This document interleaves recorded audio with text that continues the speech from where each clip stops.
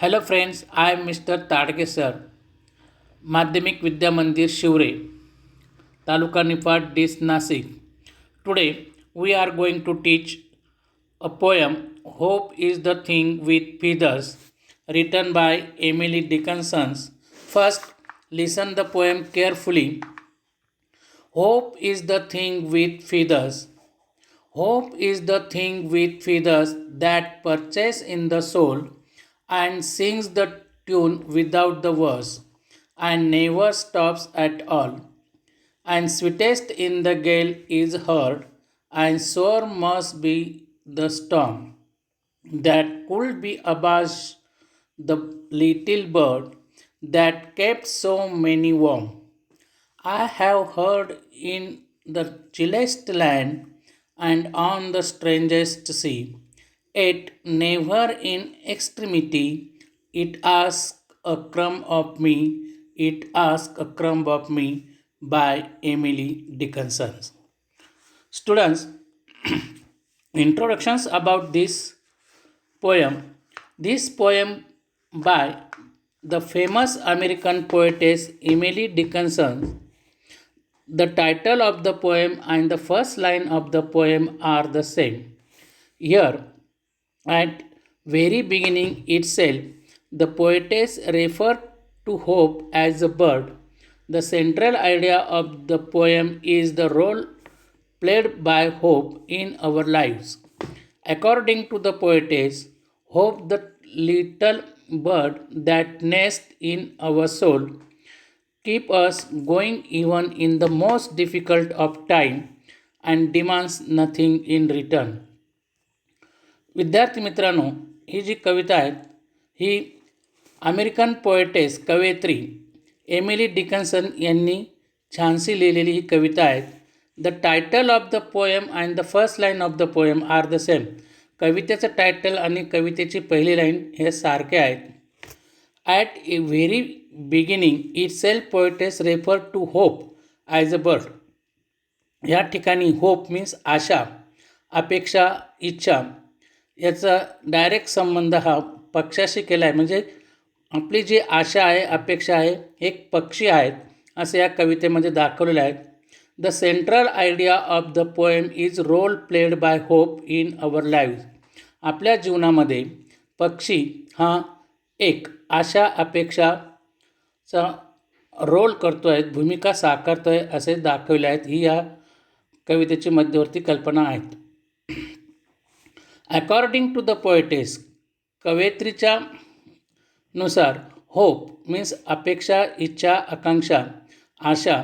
The title bird, the little bird that nest in our soul. आपल्या मनाच्या अंतःकरणामध्ये हा छोटासा पक्षी घर करून राहतो अंतर्मनामध्ये. Keeps us going even most difficult times. कितीही संकट आली, अवघड संकट आली आणि कितीही काही झालं तरी तो नथिंग इन रिटर्न, तो जात नाही असं या कवितेचं स्वरूप आहेत. मी आता कवितेचा स्टांजा वाचतो, स्टांजाप्रमाणे एक्सप्लेनेशन करतो. Now listen the first stanza. Hope is the thing with feathers that perches in the soul and the sings the tune without the words and never stop at all, never stop at all. In the first stanza, the poet says that hope is referred to the bird. म्हणजे hope नावाचा जो पक्षी आहे, जो कवीने hope म्हणजे अपेक्षा, उमेद, हा पक्षाशी त्याचा संबंध जोडलेला आहे. हा एक पक्षी आहे, ती उमेद आहे. Hope is the light and delicate. ही एक नाजूक, उमेद, आशा ही एक नाजूक आणि हलकीशी अशी वस्तू आहे. Hope is the light and delicate thing. This hope bird seeds in our soul. असा उमेदरूपी पक्षी, आशारूपी पक्षी आपल्या अंतरंग मनामध्ये बसून आहे. The tune it sings without the words and sings tune without the words means सुमधुर अशी शब्दातील धून तो गुणगुणत आहे, गात आहे. So hope is not Verde thought, it is like a feelings and emotions. उमेद आणि सकारात्मक आनंददायी विचार देणारी ही वस्तू आहे. म्हणजे आपली जी अपेक्षा आहेत ही सकारात्मक आहेत, आनंददायी विचार देणारी वस्तू आहेत.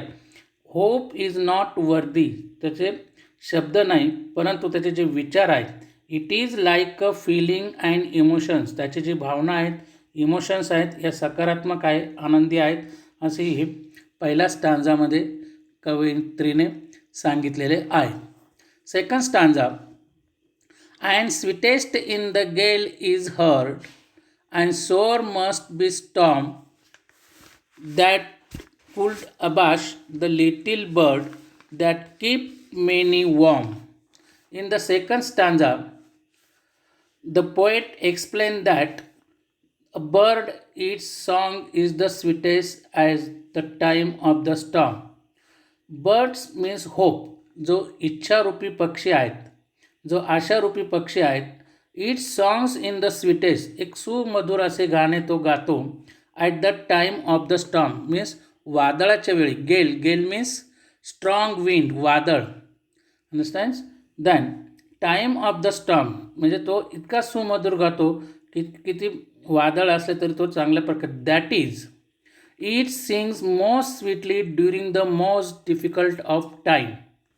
म्हणजे किती कठीण परिस्थिती असली, किती कठीण समय असला तरी तो पक्षी म्हणजे ती आशा आनंदाने गात असते. म्हणजेच वादळातही संकटातही हा उमेदरूपी पक्षी जो आहे अखंडपणे आपले गाणे गुणगुणत असतो. तसे किती संकटे आली तरी उमेदीने आपलेल्या मनावर संकटाचा कोणताच परिणाम होत नाही. म्हणजे आपल्या जीवनात किती संकटे आली, there are so many difficulties in our life, so we have always happy. आपण नेहमी आनंदी राहिले पाहिजे, आपण नेहमी आशा अपेक्षा आपल्या टिकून राहायला पाहिजे असे या कवितेचे म्हणणे आहे. The storm is very strong.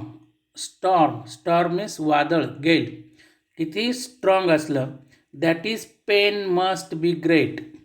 आपल्या ज्या वेदना आहेत त्या वेदना त्या भयानक असतात. For bird hope who gave comfort to many such situations. अशा परिस्थितीमध्ये आपल्या ज्या वेदना आहेत आपले जे त्या कम्फर्ट देतात, आपल्या शांत राहण्याचा सल्ला देतात.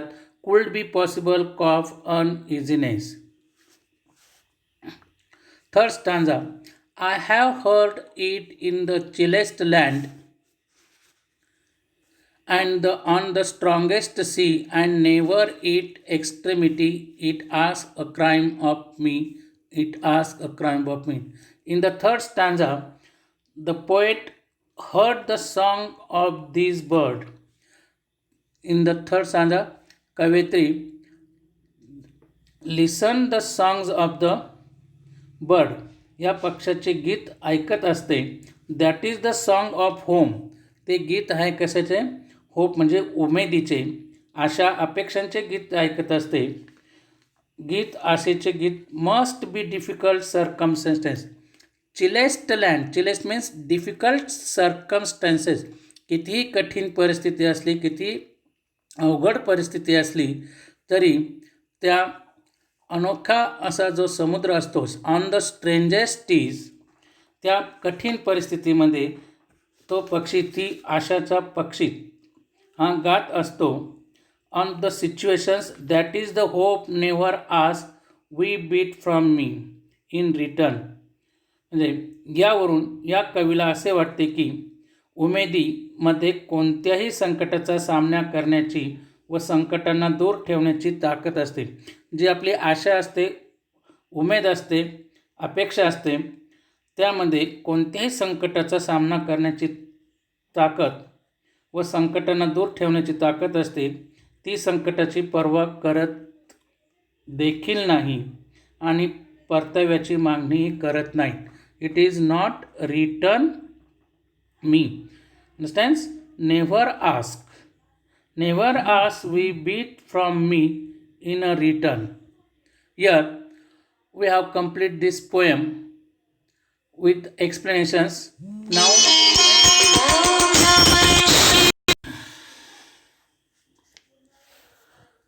students, we learn about the appreciations of poem. विद्यार्थी मित्र, आपण कवितेचे रसग्रहण या भागाविषयी माहिती घेऊया. वार्षिक परीक्षेत हा 5 मार्कासाठी तुम्हाला विचारला जाणारा प्रश्न आहे. आता यामध्ये कोणकोणते पॉईंट असतात ते ध्यानात ठेवायचे, तुम्ही स्वतःच्या वहीत लिहून घ्यायचे आहेत.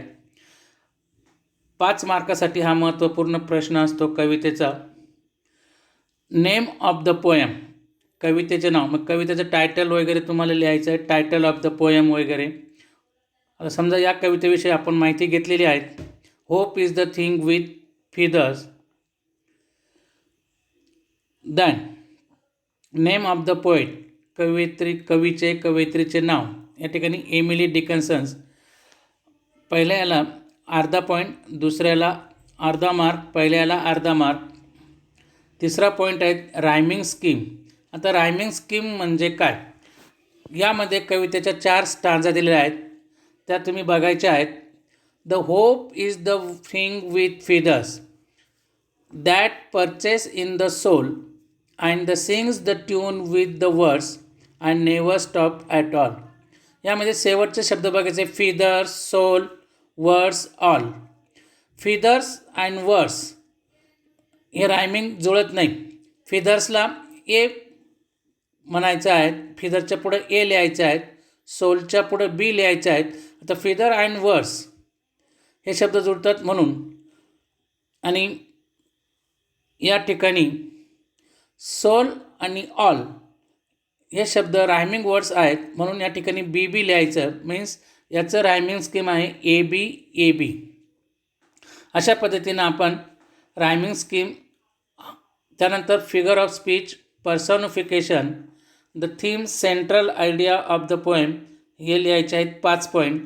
त्याला सेंट्रल किंवा थीम, सेंट्रल आयडिया, त्याला 2 मार्क आहेत. अशा प्रकारे ॲप्रिशिएशन्स ऑफ द पोएम तुम्ही लिहायचं आहे. त्यानंतर इंग्लिश वर्कशॉप आहेत. Match the following and use the proper form the verb in each line. हे तुम्ही स्वतः इंग्लिश वर्कशॉप करायचं आहे ही ॲक्टिव्हिटी. तिसरी जी ॲक्टिव्हिटी आहे, degrees of comparison. Comparison means तरतम भाव, एकमेकांशी तुलना करणे. एक दुसऱ्यापेक्षा श्रेष्ठ कसा किंवा एक दुसऱ्यापेक्षा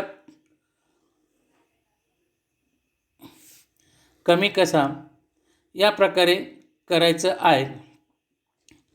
डिग्रीज ऑफ कंपॅरिझन 3 प्रकारे आहेत. डिग्रीज आहेत positive, comparative and superlative. Tall, taller, tallest. Small, smaller, smallest. Good, better, best. Bad, worse, worst. Beautiful, more beautiful, most beautiful. या ठिकाणी मोठा शब्द आहेत म्हणून मोर अँड मोस्ट हे ॲडजेक्टिव्ह लागलेले आहेत. Difficult, more difficult, most difficult. Careful, more careful, most careful. असं या ठिकाणी डिग्रीज ऑफ कंपॅरिझन आहेत. ही तिसरी जी ॲक्टिव्हिटी आहे, you write your own self. तुम्हाला स्वतःला ती लिहायची आहे. Activity 4, 5 and 6 write down in your copy और इन योर नोटबुक. तुम्हारे कॉपी में, तुमच्या वहीमध्ये तुम्ही ती लिहायची आहे. इंग्लिश वर्कशॉप जो आहे तो तुम्ही कंटिन्यू लिहायचा आहे. कंटिन्यू तुमच्या वहीमध्ये करायचा आहे. थँक्यू.